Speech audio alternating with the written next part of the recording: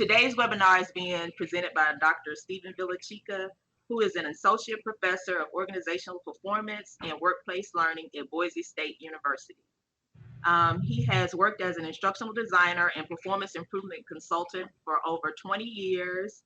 His current research interests focus on investigating what instructional designers do in the workplace and decreasing ramp-up time to competent performance in the workplace for newly hired graduates. And we're so pleased to have Dr. Villachica collaborate with us. We are the student group in instructional design at the University of South Alabama. And so thank you, Dr. Villachica. Please go ahead.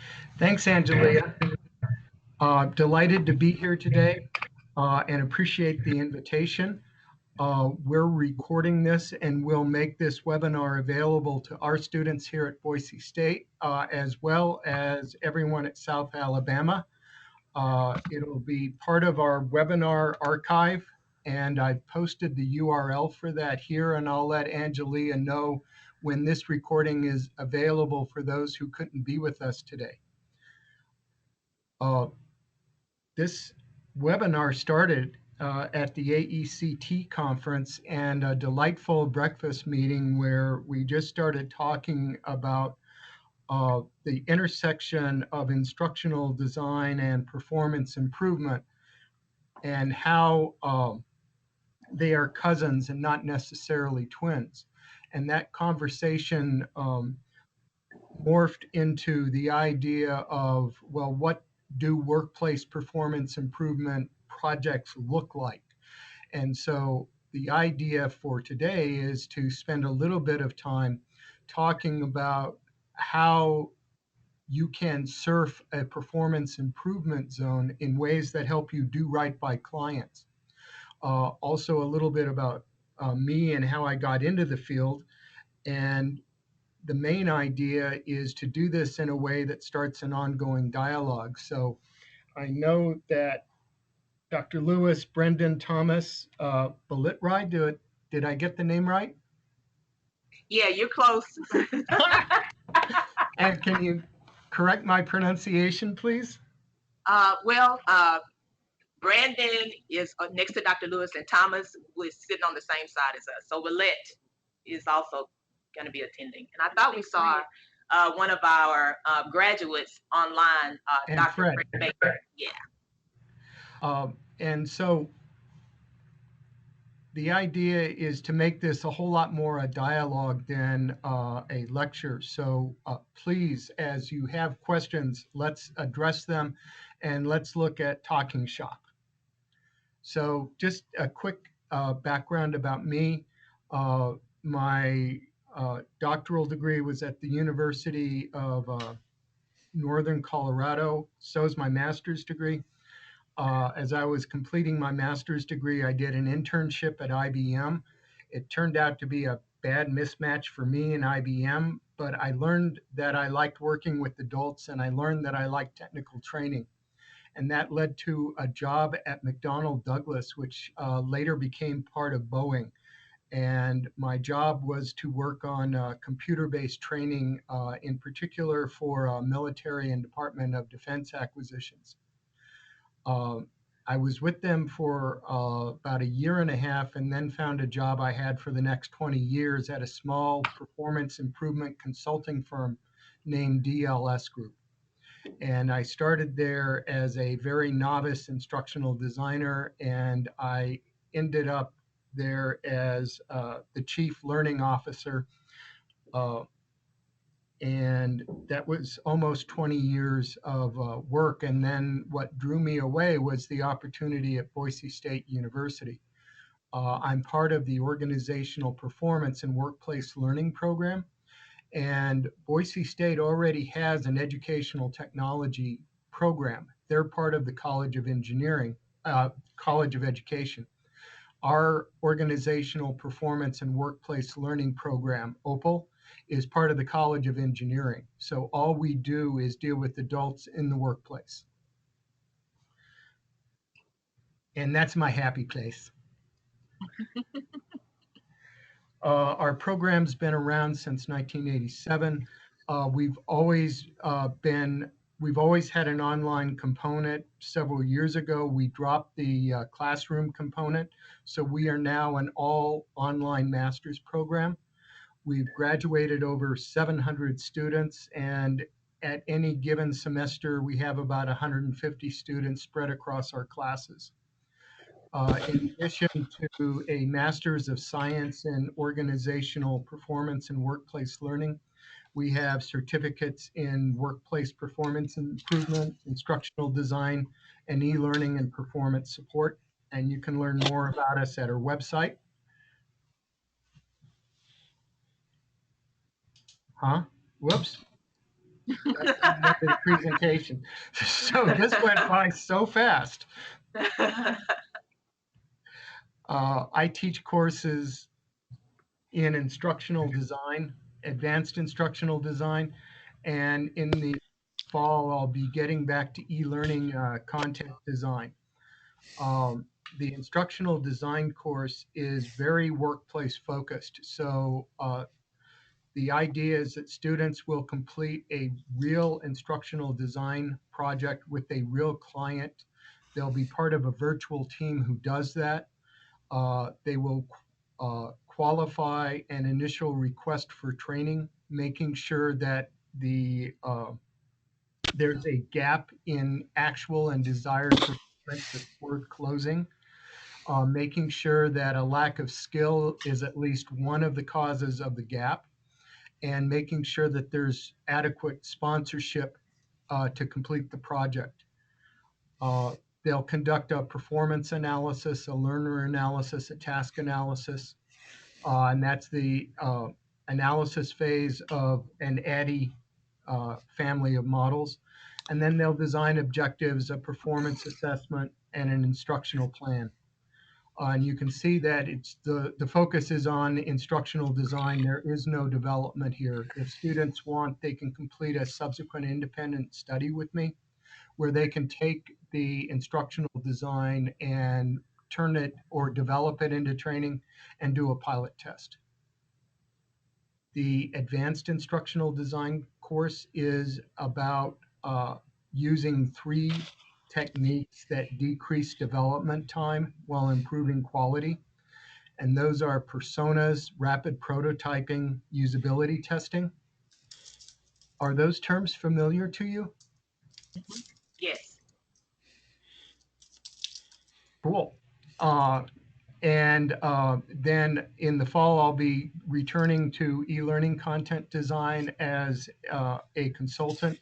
I did a lot of storyboarding and a lot of design for training and performance support, and that course addresses it. But you can see, one of the things that separates us is the use of this ongoing term workplace. We are just rapidly focused on what adults are doing in the workplace and how to improve that performance in ways that organizations value. So how do you do that? And it's a problem that we encountered in our consulting firm on an ongoing basis, and it's a problem that students in our ID courses experience a lot. I think the theme that I'm getting at is that performance improvement, even in its instructional design form, is hard. And one of the reasons it's hard is that you're surfing 4 things at once.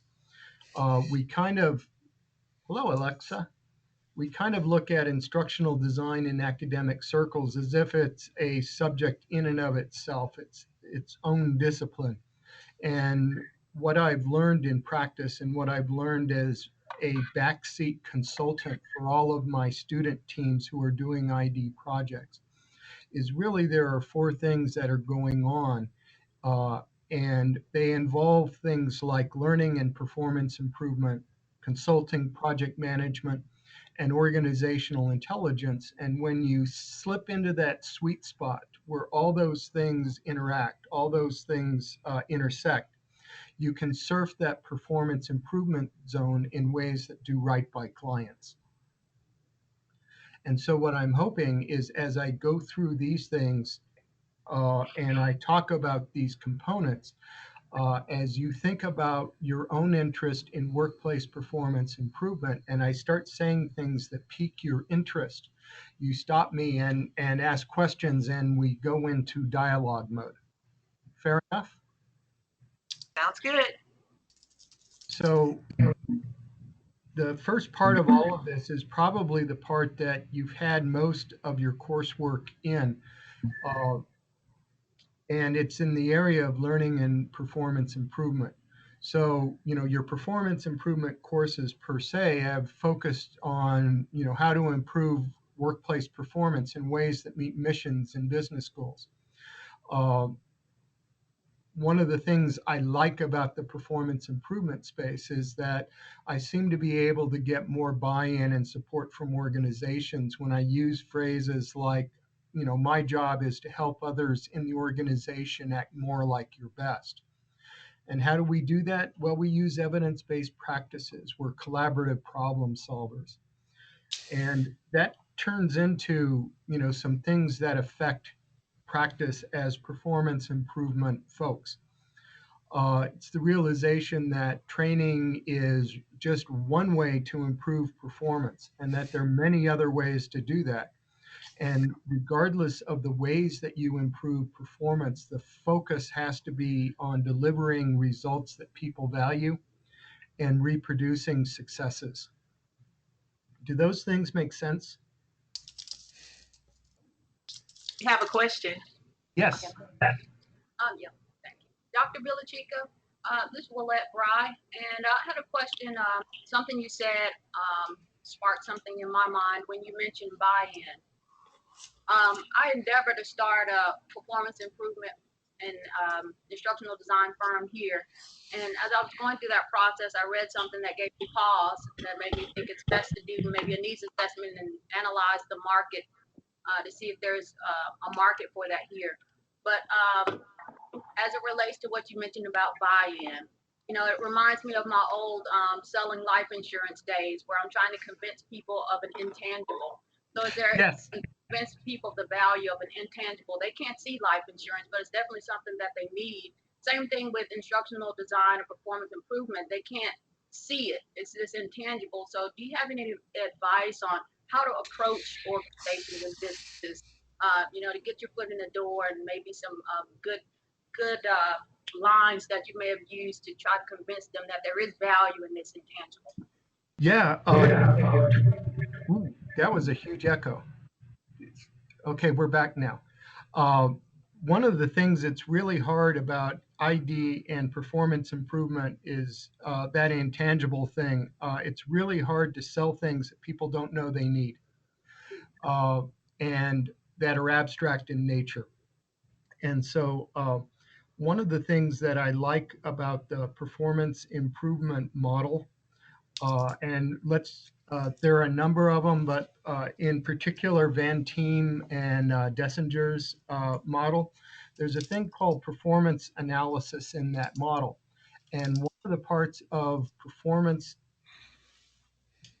that's where all this stuff kind of comes together for me. And so one of the things about getting at what you're talking about is, your question is so good, we're going to throw it into each one of these little cells. And so we'll talk about it in terms of learning and performance improvement. We'll talk about it in terms of consulting, organizational intelligence, project management, and so on. So in terms of how to make that transition and to get started in terms of the learning and the performance improvement side of that, is I think it's really important to begin what appears in that model under the term environmental analysis, environmental scan. That's a notion of, what is going on in the world, what's going on in the industry, what's going on in the country, the state, the region, individual organizations, and so on. And to me, one of the parts of that is, where are people experiencing pain and how can I help? And so one of those things that I use as a way to start finding where opportunities are is to start asking the question, where are the opportunities? Where are the pain? Try to learn enough about these organizations to start identifying where big processes are crossing from one group to the next, because that's going to be where the big performance gaps lie.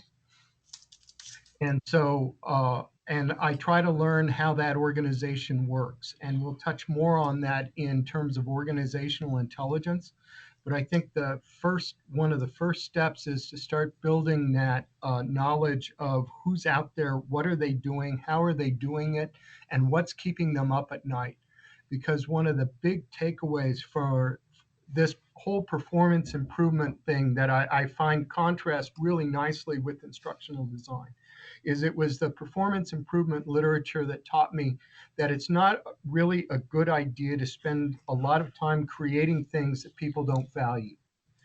So the neat thing about performance improvement is, where's the value and how can I align with that value? And I'm hoping that's an initial answer to your question, but we're going to be coming back to it because it's a good one. So did that little piece part make sense? Yes, it did. Thank you. Dr. Villachica, can you give the name of that model again?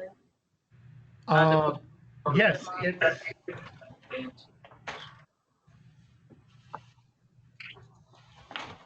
dun, dun, dun, dun, from Fundamentals of Performance Improvement. And it's the model from Van Teen, Mosley, and Dessinger. And it's the model that used to appear on the ISPI website. Okay, all right. We're using that book right now in our new undergraduate instructional design performance improvement program. And I have really, really enjoyed it. It's the first time using it for a course, and we've been able to pick out some main points, but I think it's so practical and the tools that it has for students, and so it's a really good book. Really good. I'm going to tell Darlene that when I see her at ISPI in April. Make sure you do. That's great. Thank you. And so one of the reasons that I came up with this model is that when I was in school, I thought that the whole field was really about, this ID thing or this performance improvement thing. And what I found is that it's a very important part, and it's the way that we're able to deliver on that promise of delivering behavior change that people value in the workplace. But it's not the only part, and there's some other piece parts to this doing right by clients. And the next piece part I alluded to earlier, and this gets back to Balit's question. There's a thing that in a book, Ken Silber, Silber, and Lynn Kearney, Kearny, wrote, and it's by this title, Organizational Intelligence. And it's, what's the organization? How does it work? What's its place in the overall universe? It's really a different way of looking at the environmental scan that occurs in Van Teen's model. And so when you think about organizational intelligence, you start thinking about what's the mission of the organization? What do they value? What are the business goals? What are the big main processes that help that organization do their work? What's the structure? How the work actually does or doesn't get done? What's the culture? It's amazing to me, that I've been at Boise State since 2007, and I really love it here. And it still strikes me, even after all this time, how different universities are from consulting in a small firm. And I have to confess that there are still moments here at Boise State where I sit in slack-jawed culture shock of how different things are between the ways universities work and the ways that organizations such as, businesses, nonprofit, the military, government agencies, and so on work. The other thing that's really important about organizational intelligence is getting a handle on what the stated priorities are versus the real priorities. all organizations these days seem to have these marvelous little mission statements about being good citizens and doing right and wanting to be of value to our communities. And yeah, those are nice things, but push comes to shove, what's really important? And again, I come from a consulting background, and there are parts of me that are very mercenary, and I'm not going to apologize. And my inner mercenary, says if you want to know what the stated versus real priorities are, you start finding out where the organization's spending money. What are the big initiatives? What are the things that are keeping executives and senior managers up at night because their bonus depends on it? Because if you know what those things are, you're able to align with them. And back to Belitz, did I pronounce your name right? It's Willette. Willette. Fine, third time. Okay, I'm gonna have it. It's all right. And I'm writing it down because I have no memory. When you really know where they're spending their time, where they're really having their pain points, where the real opportunities are, that's going to provide a world of difference, because suddenly you have something that you can talk to them of interest about. So, this is saying with organizational intelligence, you have a grasp of how the system works, how you can work the system, and you use that in ways that obtain alignment and sponsorship. Because I'll tell you, there is a huge difference doing our work as little minions. Remember the movie Despicable Me? There are lots of IDs who work in ID shops where all they do is crank out stuff. Normally it's information dumps. I wouldn't even qualify that as training. And, essentially they're order takers, and they just, anytime someone comes in and says, we need us some training, their question is how soon, and suddenly, they find themselves pinned in a corner where they have to deliver way too much in way too little time, and no one's going to be happy when they do it. To me, that's a loser game, and the more you play it, the more you lose. And organizational intelligence is the first way to break out of that, or one of the ways to break out of that game, by having enough understanding of what's going on to start aligning with things that people actually care about. I know that, as over 20 years of consulting, there were a lot of just get her done order taking projects because, yeah, you got to pay the bills. Our best projects were those where we actually aligned with the real stated priorities and were able to use that in ways that obtained alignment and sponsorship. And life at that level is a whole lot more fun than life as a minion. When you're working as a strategic partner, not only do you get to bill more, it's back to that notion of how do I obtain work as a business analyst instead of maybe an entry-level ID. It's a lot more fun because you're actually having a seat at the table where people are making decisions. And organizational intelligence is one of the keys for getting a seat at that table. So if you look at, performance improvement, it's the idea of we want to deliver valued performance in the workplace. We want to deliver measurable change that people value. How do I start delivering on that promise? Organizational intelligence is one way, because I don't know what's going to really be important unless I know what that organization is, how it works, and I start building sources of credible organizational intelligence I can work with. And that gets us into the next part, because, once I start linking performance improvement and organizational intelligence, that gets us into the thing where I think we're spending lots and lots of our time. And that's the notion of consulting. And I would argue that whether you are an internal employee or an external consultant like I was, where I was an employee in a consulting firm, but organizations hired us in to complete projects. Whether you're internal or external, we're all consultants. Consulting is about professional advice and service. It's about asking and listening. It's about bonding, shaping expectations, avoiding surprises. Consulting is about what I've called the consultant's backstep shuffle, where you look at information coming out of performance improvement, which is an evidence-based practice, and you say, well, I've got data from analysis suggesting this and some design ideas, design concepts that suggest this. Can we do this? And a client says, no, we don't have that in the budget, or no, we wouldn't get sponsorship from my bosses. And then, you look at that and say, okay, what if we take one step back and come up with the next best thing? Can we do that? And if you can't, you step another step back and do the next best thing.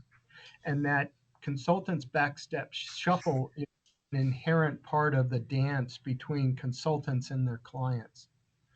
And so I talked earlier about needing a trustworthy source of organizational intelligence.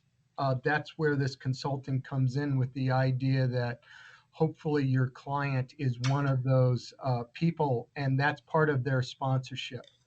So, as a consultant, you want to be credible, but you also need a sponsor on the other side with skin in the game. And they need to be that source of credible organizational intelligence. And together, your credibility, their sponsorship, hopefully gets you a seat at that table, and you're part of the short, the mid, the long-term time frames for planning.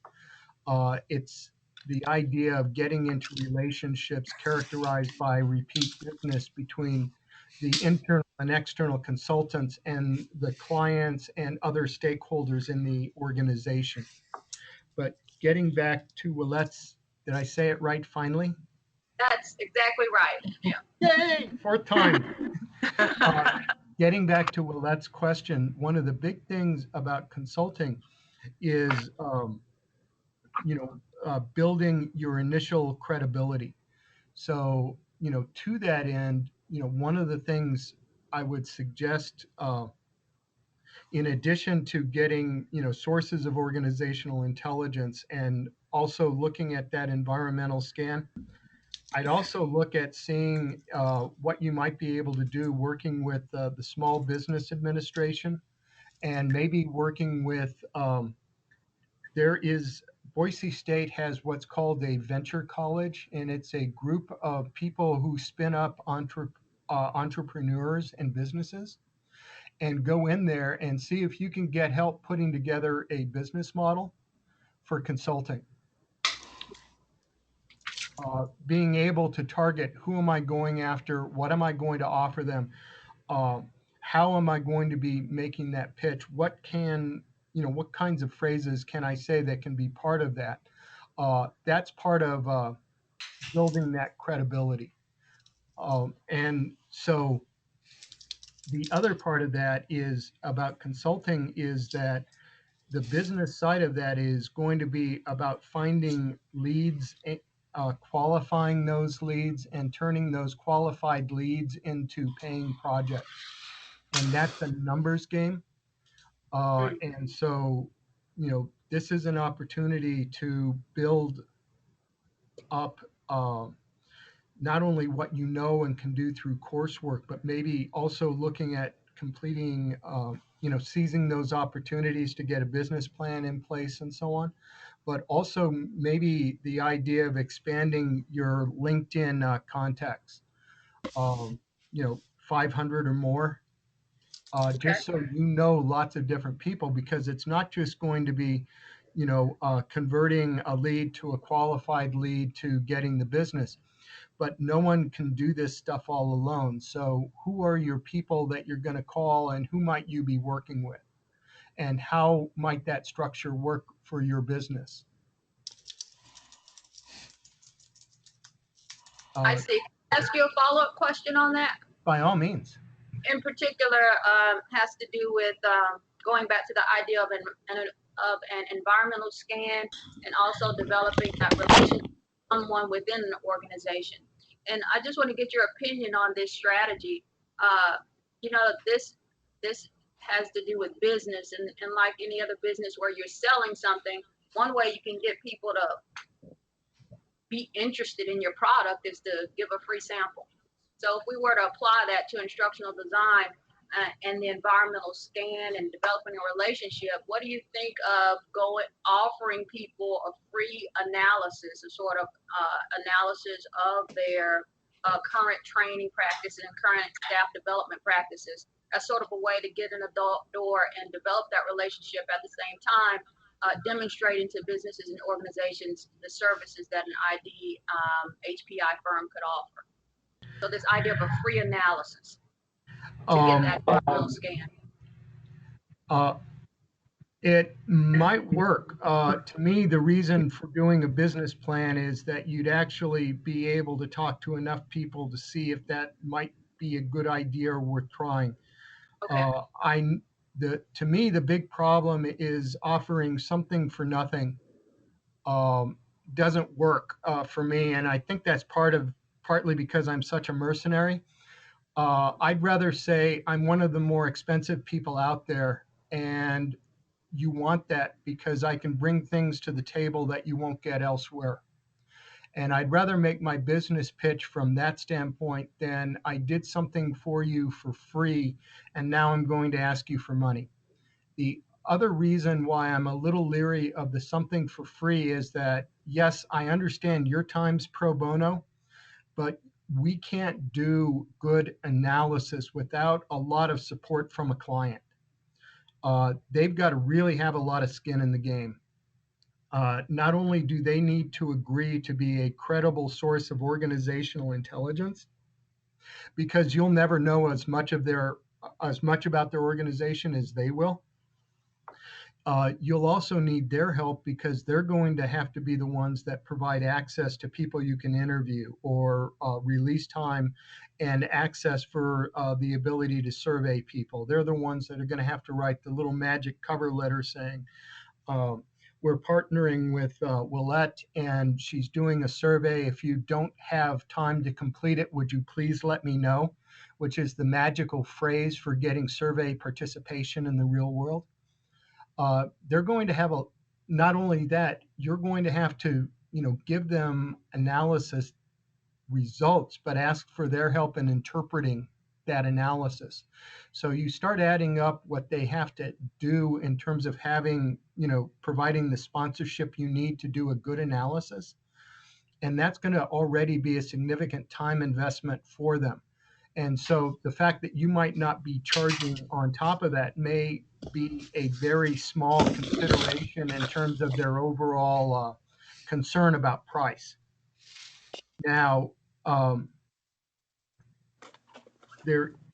do have a colleague, Will Tolheimer, and one of the things that he's done from a consulting angle is he came up with an idea of a training quality inspection. And he has a better name for it than the one I just used. And he'll do that for a fee, but it's a fee where he's getting paid well, but it's a minimal amount of time, and he can pretty much provide a potential the client with a list of here's what I'm going to have and when I'm going to have it, and what's involved in delivering this service. And I think he's used that in ways that will translate that into additional business over time. And maybe there's something in that approach that might be useful. Wow, that sounds great. How do you spell Will's last name, please? He has a great website and he's a marvelous guy. His last name is Thalheimer, Thalheimer. Thank you. He's also done marvelous reviews on the literature in a variety of areas. And so he's one of my go-to sources. Remember how we talked about consulting was about networking? Yes. One of the things after, doing this a long time is, I have a pretty good who you gonna call list. And that's one of the things as a potential consultant or consulting firm that you're always trying to balance, because the hard thing with consulting and where I think a business plan could be helpful is that you're always trying to strike this balance between doing work that you're actually getting paid for and, Thanks, Fred, who provided the Will at Work learning URL already. You're always trying to provide this or walk through this dilemma of you need to be doing work on billable hours to be getting paid, but you also need to be doing marketing so that you're getting new clients. And you also need to be finding a way to do your own internal research and development so you're always getting better at what you do. How do you do all those things? It's hard. And I can confess I never did them all as well as I wanted. And that one of the strategies that I used as a consultant and I still use now is the growing and maintaining of that professional network because you can't be good at everything. So, who are the people that you want to be playing with and how will you be playing with them? And I think that might be an integral part of a business plan for you, Willette. Thank you so much. The next part of all this is project management. This was one of the things that, I was able to pretty much go through an entire master's degree program and a PhD program, and this was never covered. I learned all this stuff in the workplace, and I was really lucky because we worked with, during my time at DLS Group, my boss and mentor and friend, Deborah Stone, is wickedly smart. And somehow or another, her contact network included some folks at Lockheed Martin. And some of them were going on sabbatical, and they adopted us. We were starting to do work on one of our biggest projects ever. It involved a lot of risk and complexity.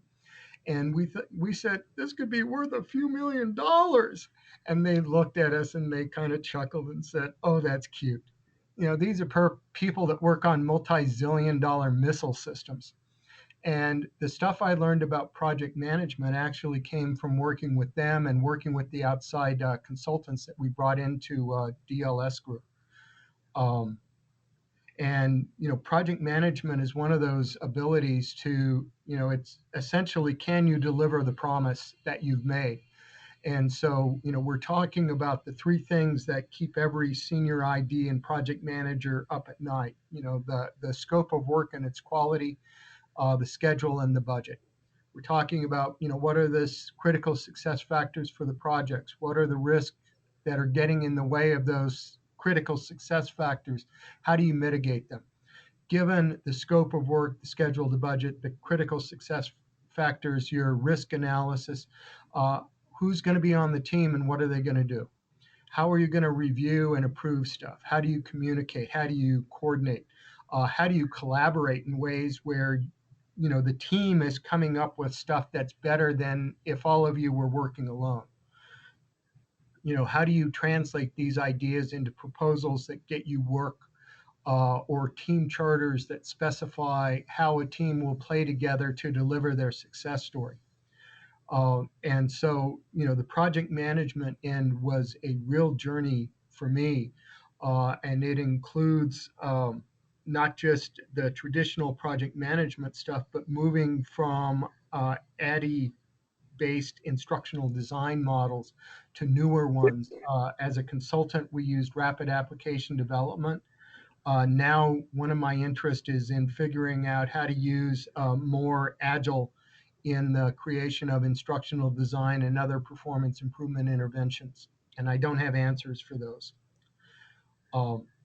And so when you put all these four components together, you're realizing that when you're doing a project, the ground is always going to be shifting underfoot. So things that you understood at the beginning of the project aren't going to be the same things you understand at the end.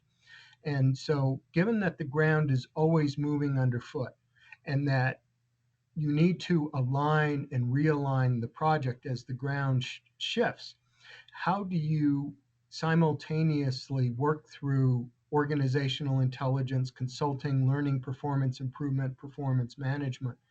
And the idea is, if you think about firmly standing in any one of those areas, things are going to be pretty shaky as things move around. But if you adopt a surfing metaphor, it's a way to start thinking about continuous alignment and realignment. It's a way to be thinking about how do I troubleshoot problems in a project. So as you're forming your consulting firm, Willette, one of the things is, things are going to happen. And hopefully what we've talked about in terms of these four components are a handy troubleshooting tool. Is this a problem relating to how I'm doing performance improvement, or is this a problem related to consulting because I don't have the sponsorship I need? Is this a problem related to organizational intelligence because suddenly we don't know how to work this organization? Is this a project related to project management and the way that we choreograph that success story involving quality, schedule, and budget, scope, schedule, and budget? This is a way to start deciphering secret handshakes, because things that work across these four areas simultaneously tend to be things that clients value. And they tend to be ways of opening up and starting conversations. I'm hoping that these four things are ways of helping practitioners know what to ask for. Lots of times, if you're starting off as an order taker, you can't suddenly walk into somebody's office and say, well, I'm now a performance consultant and we're going to do everything differently.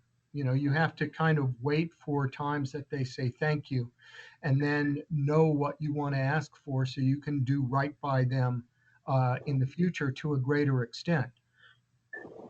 And if you're thinking about what do I ask for, do I need more help in the learning and performance improvement space? Is this really about consulting? Do I really need access to better organizational intel?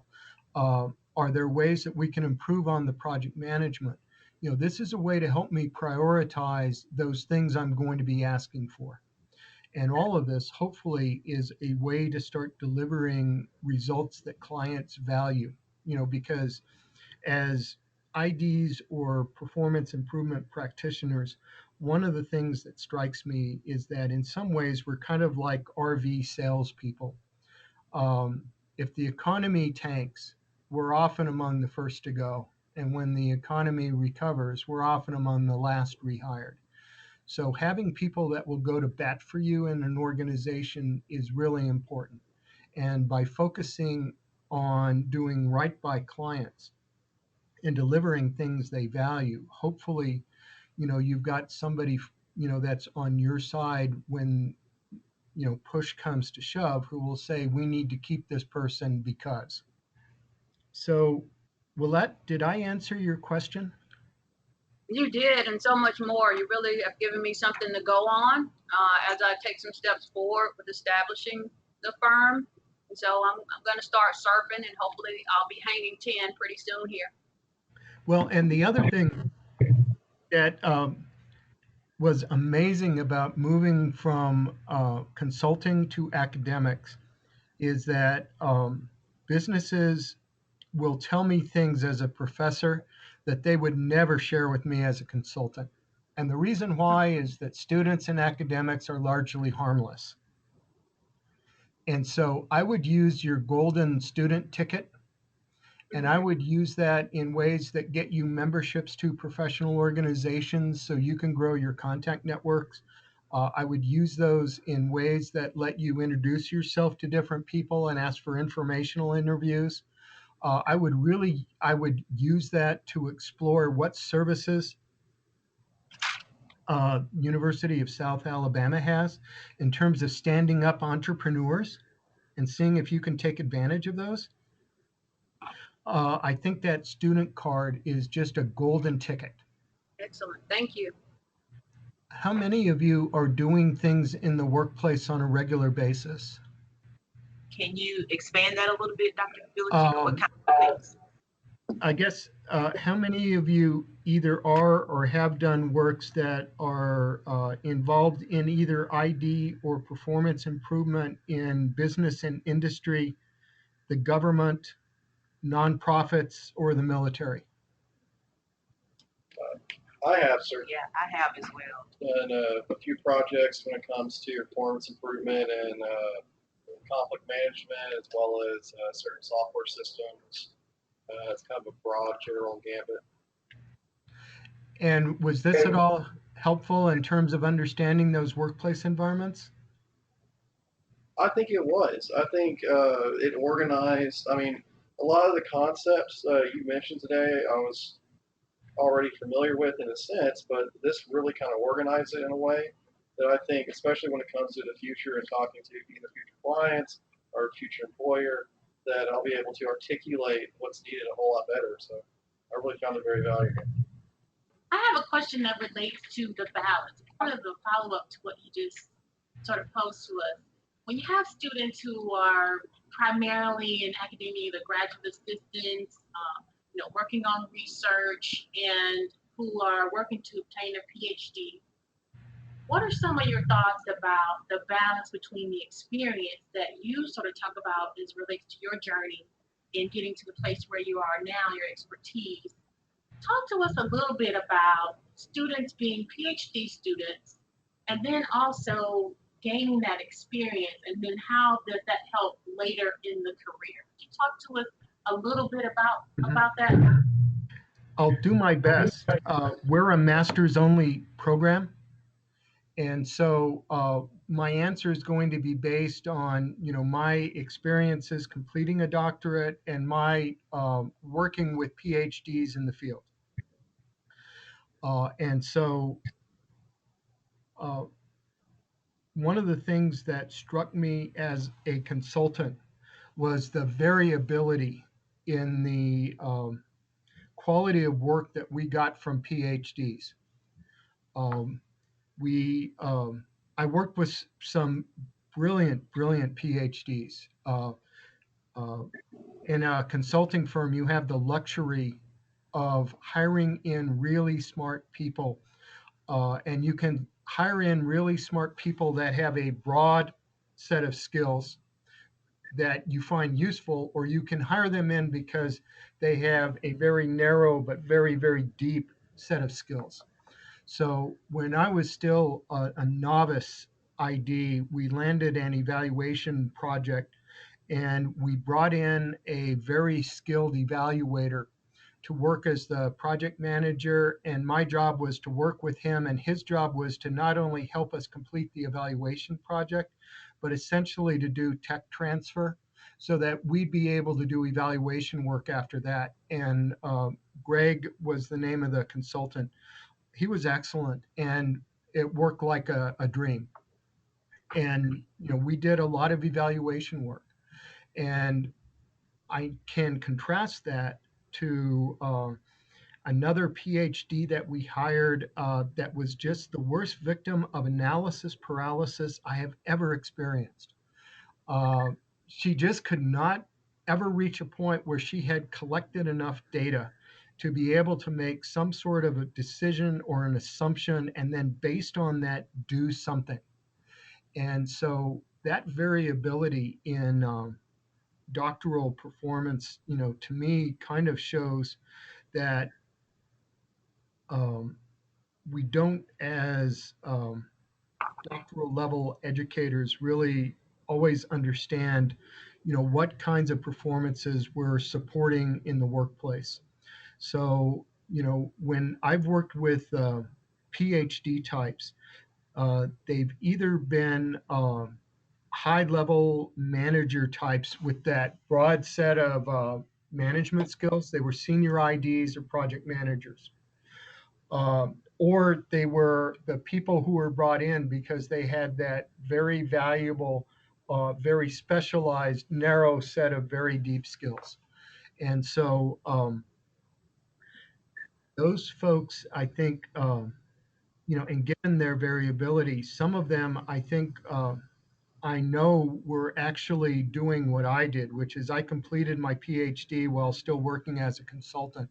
And so I was always filtering my coursework, my research, et cetera, through what I was doing in the workplace. And I personally, because I did it, I think I like that model. I think The other thing I've noticed is that in academic circles, it's very common for someone to spend lots and lots of time in school and collecting degrees. And so you end up getting somebody who's in their mid to late 20s who spent, 4 years as an undergrad, then got a master's, then got a PhD. And I think, the derogatory term for that kind of person is a baby doc. And it's because they know a lot about school, a lot about universities, but very little about anything else. And I would, I think that the, I think academic institutions, so if you wanted to be an instructional designer for a university, there may be more tolerance for baby docs in university settings than there are in business settings. So if in business settings, I think they're more comfortable with the idea that you are mixing coursework with experience. And so I think, from, looking at the people we hired and how we brought them in, and that's all I'm basing this on. This is not a well-researched opinion. I think, as a doctoral student, I would be looking at, trying to align the research I'm doing with things that potential workplace employers would be interested in. I'd be trying to get experiences where I've been doing ID in the workplace and I can show that I've been doing more advanced forms of ID, or I've been assuming ID leadership positions.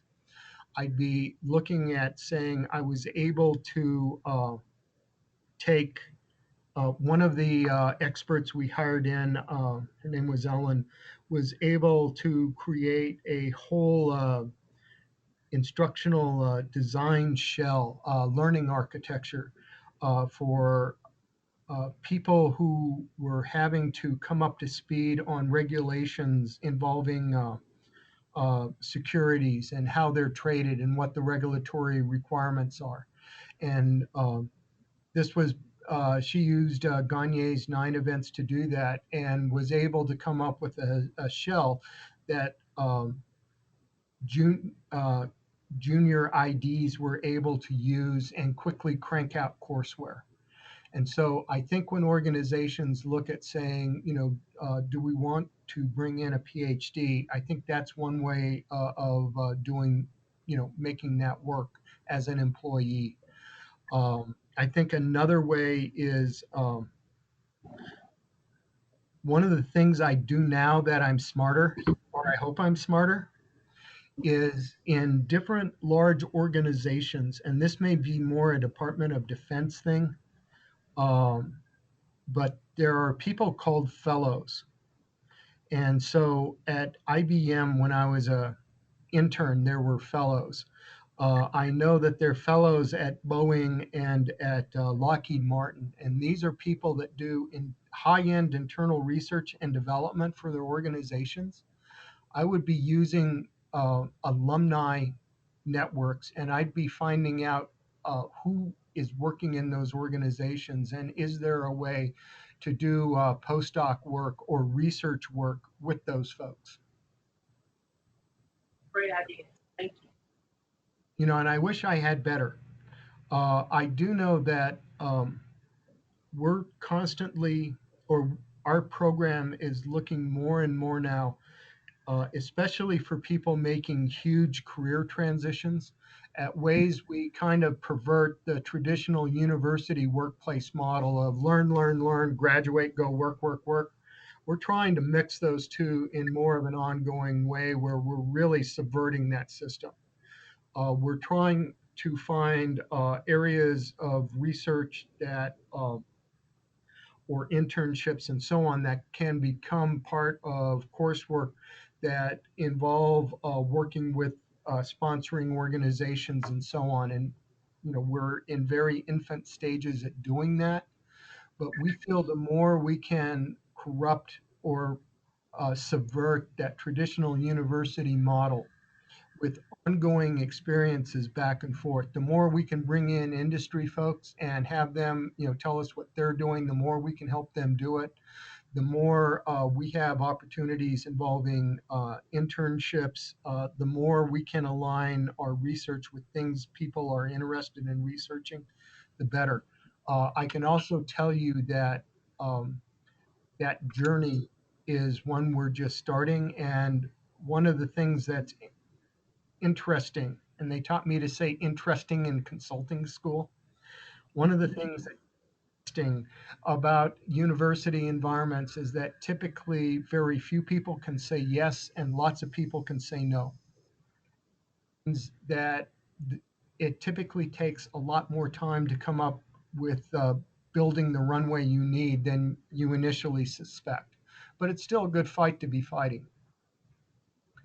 The other thing that you may want to consider is just mining your PhDs, after graduation and finding out what they're doing.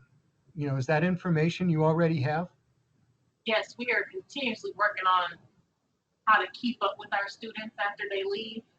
And so we've been keeping a Google Doc really so that everyone wants to find out information of our graduates, even when they transition to other positions. Because normally we're typically aware of the initial position. It's really the transitions and, promotions and different moving and all that. That's really where the discrepancy comes. And so it's like a continuous thing for us. Yeah, for us too. And we're trying to figure out, how we might be able to be more a partner for a professional career, as opposed to, well, I went there, I got the stamp that said, PhD or MS, and then I moved on. We want to be able to see, what happened on graduation, what happened upon within 6 months after graduation, what happened, within 5 to 7 years, where are you now? Yeah, And I'm good. that's hard Probably information. now, trying to use LinkedIn and social media to try to track people down now. And in my experience, the bigger PhD job markets were along the lines of business analyst positions, senior IDs, project manager types. Is that what your people are doing, or are they finding other venues? Well, we have some people who started their own firms. We have, very few that have working with military contracts, and we have a lot of our graduates go into higher education. But I think what we want to be able to do is be able to shift to prepare students to be and do exactly what you've been talking about this hour, is to be able to go outside the walls of the university, working with communities, working with business, working with industry, while they're actually in their education. Ideally, that's what we really want to try to, like you say, shifting to that model and providing more of those experiences and help partner with people outside the university, be able to help make that transition a lot smoother. They don't necessarily go into higher education, or if their skill set really fits business or industry. So I just want to get your take on what you were thinking, because that's something we really want to move into. I think there's opportunity there, and I think the idea of building those partnerships is really important, because ultimately, those could be at least the way we're seeing those things here is I see that as fodder or opportunities for strategic alliances. So, are there ways where, at least for our program, we're talking to various people saying, it's kind of like a give and take thing where we say, here are things that we're interested, that we think we can do that might be of help to you. Here are things that we need. Would you create a similar list of your gives, your takes? And let's talk about how we might find areas of mutual benefit. Now, the low-hanging fruit in those conversations so far has been in the area of projects for courses. So for example, every semester there are people I go to and I try to find potential ID projects for our courses. And, you know, the idea is you're going to have responsibilities, but this student team should provide something of value when you're done. And, you know, if you agree to these playground rules, we'll deliver something that we think you'll find valuable. And that works pretty well. And, you know, I'm on the hunt always for, you know, little training pieces that lend themselves to 2 to 3 hours of instruction. The other thing that we've started looking at is finding opportunities for internships. And we're seeing broadly that there are two areas of internship. One area is in the arena of things that organizations value that is really about just getting some street credibility. So um, we're working with several clients right now to set up internships where someone would just be cranking out job aids. And this is primarily geared at people that are trying to build workplace street cred. You know, so yeah, I spent a semester, you know, creating about 50 or so job aids. Here are the 2 or 3 best. Is a nice thing to be able to say in an interview. The other form of internships that we're looking at are internships for people that are coursework strong but experience weak. And so once they complete a lot of their coursework, and some of these are even after they graduate, we're brokering relationships where right now, for example, we have someone at the local VA hospital who's putting together, working with one of our alums there to create structured on-the-job training for applying lean project management principles across the hospital. And we're looking to broker more of those arrangements. That's great. Well, thank you, Dr. Villachica. It's been a very, very rewarding, eye-opening, definitely beneficial hour, and can't thank you enough. Willette had to head back to work, but she wanted me to make sure I told her thank you. Definitely. I wish we could schedule a follow-up. Okay. And so while we talk about follow-up, here's my contact information. I know Angelia already has it. And if anyone would like to email me with follow-up questions, please feel free to do that. Very, very Thank you for your good. time. Thank you Thank you so much. Thank you. Thank you. And thanks for your interest in this. And I look forward to seeing all of you again at AECT, ISPI, other venues. Keep in touch. Definitely. Thank you. Bye-bye. Bye-bye. Bye-bye.